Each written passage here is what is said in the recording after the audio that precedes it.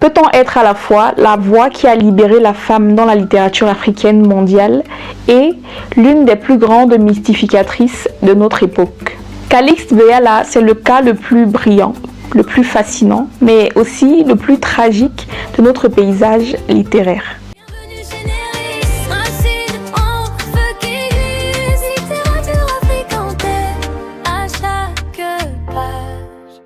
Aujourd'hui, on va faire l'autopsie d'un succès qui a fini par dévorer son propre auteur. Entre audace littéraire, aliénation identitaire et naufrage éthique, voici ce que le cas Beyala doit vous apprendre si vous ambitionnez d'écrire sérieusement.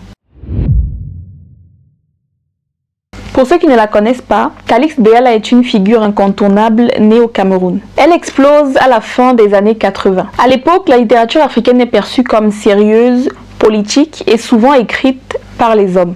Beyala arrive avec une énergie nouvelle. Elle publie C'est le soleil qui m'a brûlé en 1987, Tu t'appelleras Tanga en 1988 ou encore Comment cuisiner son mari à l'africaine en 2000. Il y en a tellement que je ne peux pas tous les citer, mais je peux certainement vous mettre à l'écran une petite apparition, un petit florilège de ces parutions. Elle devient rapidement la coqueluche des médias français. Enchaîne les prix, dont le Grand Prix du roman de l'Académie française en 1996 pour Les honneurs perdus. Mais derrière les paillettes de l'émission Bouillon de culture se cache une réalité plus sombre.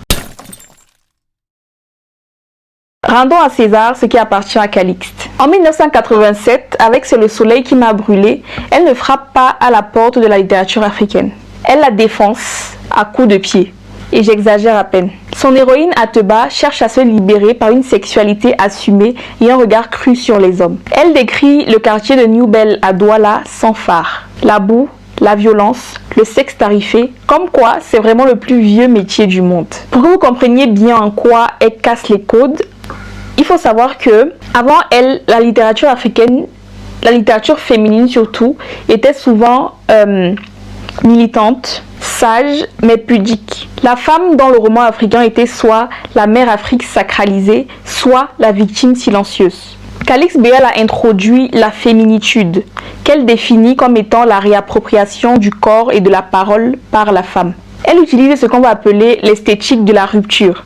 C'est quand un auteur décide de casser volontairement les codes classiques, langage soutenu, pudeur, pour étaler une réalité plus brutale. Elle utilise la langue pour dire l'indisible et à ce moment-là, c'est ce qui va la démarquer des autres. Si vous voulez réussir, retenez ceci, la politesse n'a jamais fait de grands écrivains.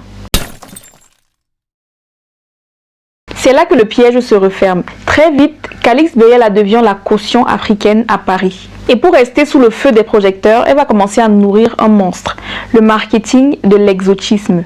Elle ne décrit plus la réalité africaine pour nous.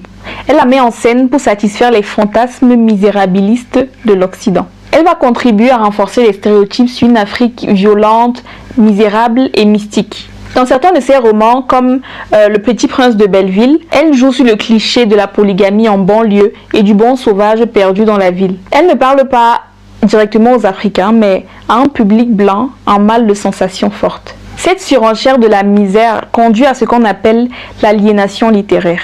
Devenir étranger à soi-même pour se conformer au modèle du dominateur qui est ici représenté par le monde éditorial français. Ce n'est pas forcément une mauvaise chose, mais si vous écrivez pour plaire à un public qui ne vous ressemble pas, vous finissez par devenir une caricature de vous-même. On ne peut pas parler de Calixte Beyala sans aborder le sujet qui fâche, le plagiat.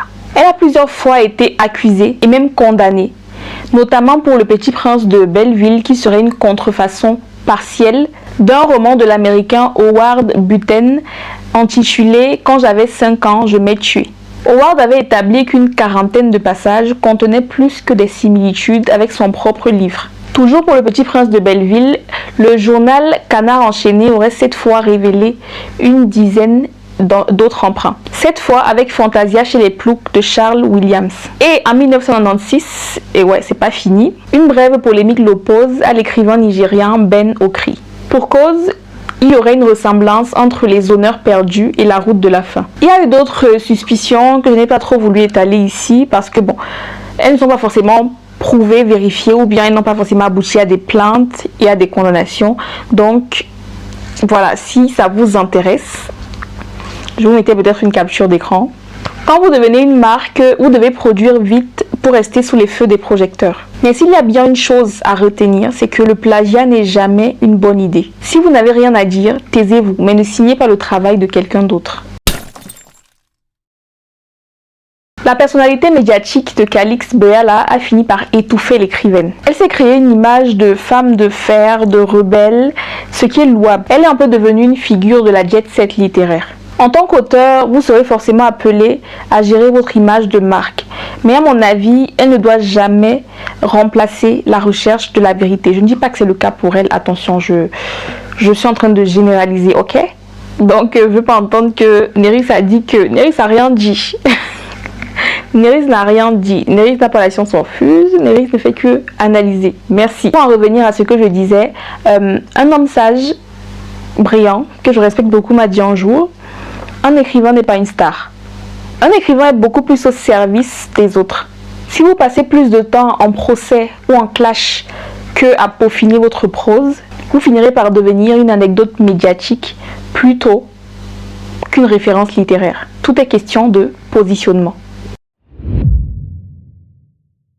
Pour conclure, Calix Beala, c'est un miroir pour nous tous. Elle nous montre que le talent ne suffit pas sans éthique et que la reconnaissance de l'Occident peut être un cadeau empoisonné si on n'a pas une identité suffisamment ancrée. La lire aujourd'hui, c'est apprendre à séparer le génie de la mystification. C'est comprendre que écrire est un acte de responsabilité et non seulement une quête de gloire. De vous à moi, je vous avoue que j'ai eu du mal à écrire cette vidéo. J'ai même failli ne pas la faire du tout.